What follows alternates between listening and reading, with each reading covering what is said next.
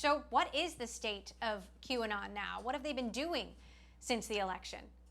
The state of QAnon is that they have been preparing their champagne for their victory celebration, because to them, Trump won in a landslide, and we just don't know it yet. All of the prophecies that Q made, everything that Q cryptically leaked on 8chan and 8kun, all of it's led up to this. Trump secretly winning the election, but publicly having to pretend that he lost in order to snuff out the corruption behind the deep state and the Biden campaign. So with Facebook cracking down, finally, Twitter cracking down, where are they going? Because in my experience, it's very hard to snuff out these kinds of movements. They have to resurface somewhere. They do, and they've never quite left. I can't speak exactly for how they're doing on Facebook, but I know on Twitter, there are still a number of QAnon promoters who have massive followings, 300,000, 400,000 followers.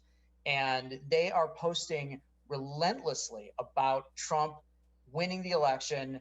It's a landslide. All the liberals are going to cry. They've managed to keep their social media accounts intact by really not talking about Q and not mentioning Q, but by talking about the mythology and the iconography of Q. So how do you imagine they will have and wield influence through Inauguration Day? Like, could they make a big impact? Well, I think they're making a really big impact on the people who turn to them for news, for interpretations, for the real story of what's going on. You know, most people, the vast majority of people understand that the election is over and Joe Biden won and he's going to be certified by the Electoral College, and that's all just going to happen the way it happens. But with these people, this small but very dug in group of Q believers, they've been with this conspiracy now for years. And they're not going to walk away when it gets hard. I mean, it's like Tarkin and the Death Star. Evacuate now in our moment of triumph. This is their moment of triumph. So they're not going to evacuate. Now, it's going to come down really hard on them when Joe Biden is inaugurated and there is no second Trump administration, and all this just ends in the way it's supposed to end.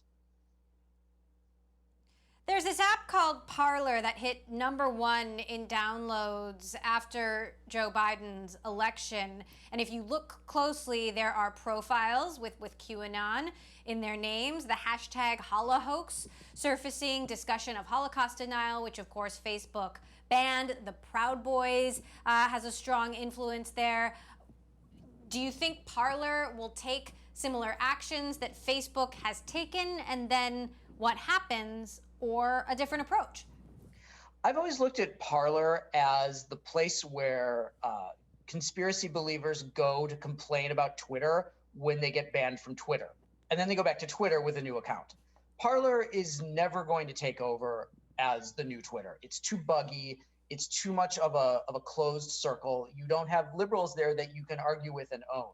So it's just too much of an echo chamber. Right now it's doing really well because it's bringing in all these people who feel like Twitter is being too heavy with the censorship ban hammer and their warnings and stuff like that. But I think eventually, when all that ends, I think these people will come back to Twitter because that's where the battle's being fought. That's where most people are. Most people don't even know what Parlor is.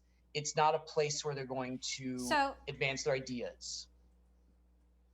So let's talk about post-inauguration. You know, where do these followers go? What are they doing, especially if President Trump founds a new media empire? They will follow Trump. They look at him as a messianic figure who was touched by the Almighty and by military intelligence to carry out this hopelessly complex mission to destroy the deep state. And that mission has not been fulfilled. And these people think of themselves as digital soldiers who serve at the pleasure of the president. They will not accept that Joe Biden is the president. They will continue to look at Donald Trump as the figure who is giving orders. So they're not going to leave this behind. They're too invested in it. They spent too much time, too much money. They've lost their families. They've isolated themselves. They're in this now, and they're up to their necks.